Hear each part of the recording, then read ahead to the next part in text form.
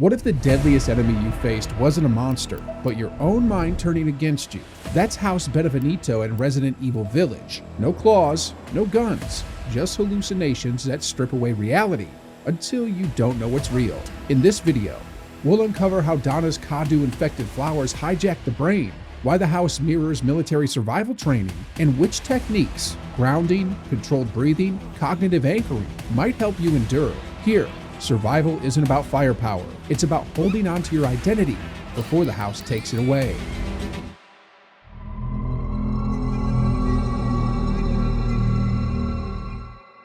Ethan steps onto the bridge, mist rising to blur the path ahead. It isn't just atmosphere, it's the first weapon. The fog erases depth perception, sound collapses into muffled echoes, and the shifting planks of wood threaten his balance.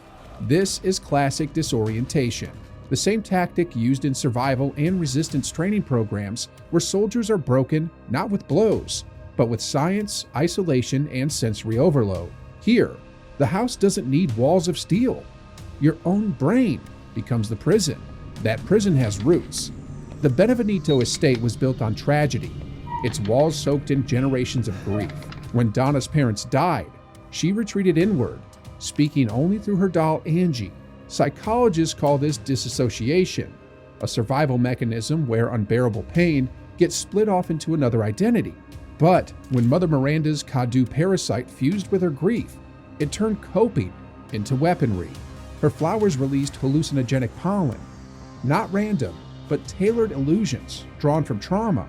Villagers thought the house was haunted, yet what they really faced was fear engineered with surgical precision.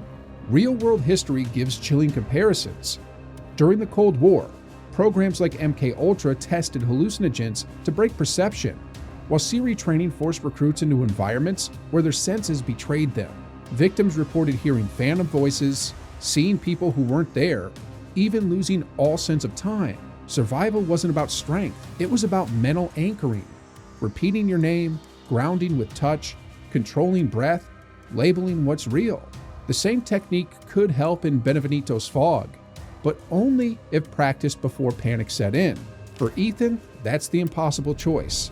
With every step deeper into the estate, he isn't fighting monsters outside himself. He's stepping into Donna's grief made physical. And once you accept someone else's trauma as your own, even the best survival strategies start to slip away.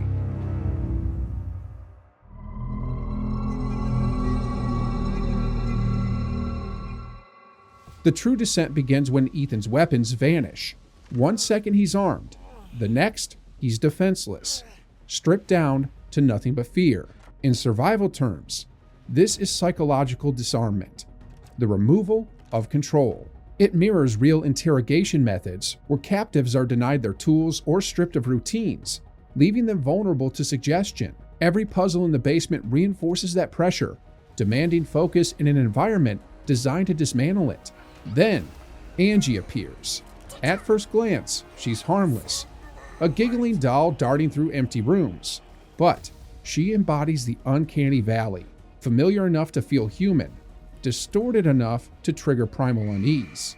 Studies show that when the brain encounters almost human forms, the amygdala fires more intensely than with clear threats. Angie doesn't terrify because she's monstrous. She terrifies because she's nearly human, but wrong. And then comes the baby, bloated, screaming, dragging its umbilical cord along the floor. Not an enemy, but a hallucination of Ethan's deepest fear, losing his child. The Cadou pollen hijacks his amygdala, flooding him with cortisol, suppressing logic, and letting memory and terror merge into something physical. Neuroscience tells us that under extreme stress, people often hallucinate based on their expectations. Soldiers in combat have reported phantom footsteps, voices of lost comrades, even tactical sensations of wounds that weren't there. Ethan's subconscious fear of fatherhood is given shape, and he's forced to run from it. The chase sequence isn't about speed, it's about helplessness. Every door locks, every corridor funnels him back. In psychology, this is called agency collapse, when a person can act but feels unable to influence outcomes. It drives panic paralysis, the sense that no matter what you do, escape is impossible. That's when people freeze in survival situations. Not because they lack strength, but because the brain shuts down decision-making to conserve energy. To resist this collapse, survival experts recommend micro-anchoring, focusing on one undeniable reality at a time. Touch the ground, count your breath. These techniques pull the mind away from hallucination loops and back into the body. But in House Beneviento, Ethan has no chance to rest. Every time he steadies himself, the house invents a new terror. Silence itself becomes a weapon, tricking the brain into filling the void with imagined horror. By the time the baby vanishes, the damage is done. The house doesn't just want Ethan frightened, it wants him fractured. And in that moment, the boundary between hallucination and reality blurs so deeply that survival stops being about fighting monsters and starts being about fighting yourself.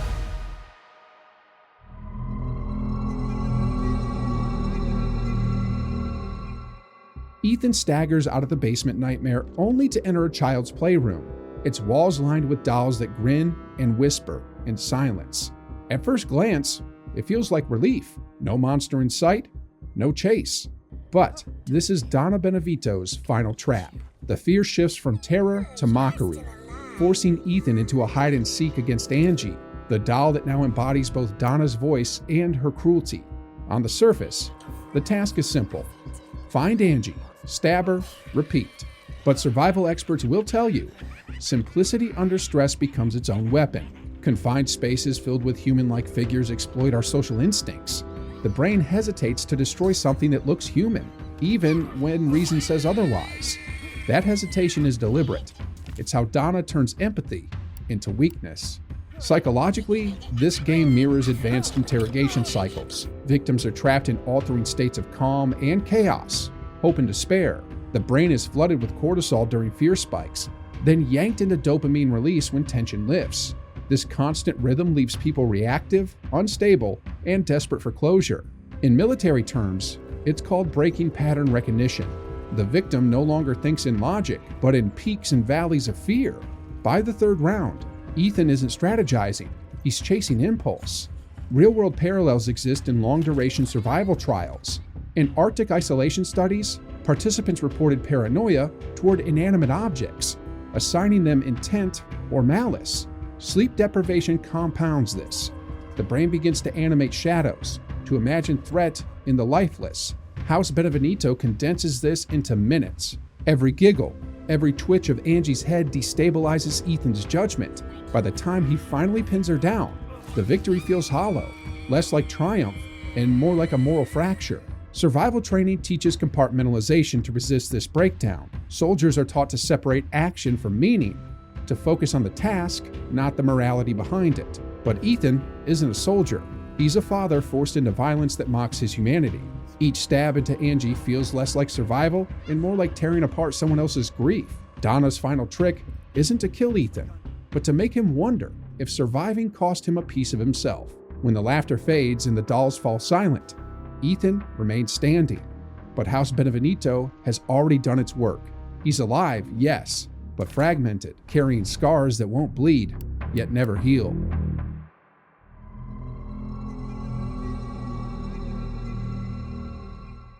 Strip away the folklore, and House Beneviento looks less like a haunted mansion and more like a laboratory of fear. The Cadou-twisted flowers that line its grounds are bioweapons in disguise, releasing compounds that target the limbic system, the brain's emotional core.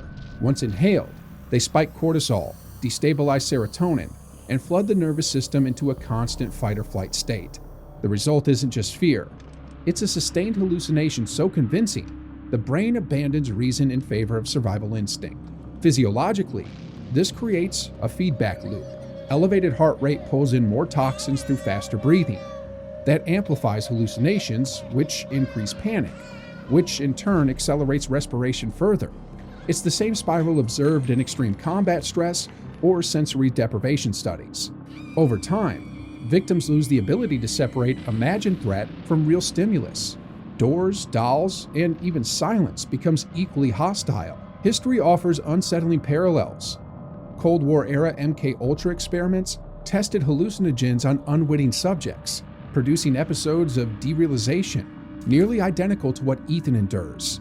In every case, the human brain proved defenseless against its own imagination once external cues were stripped away.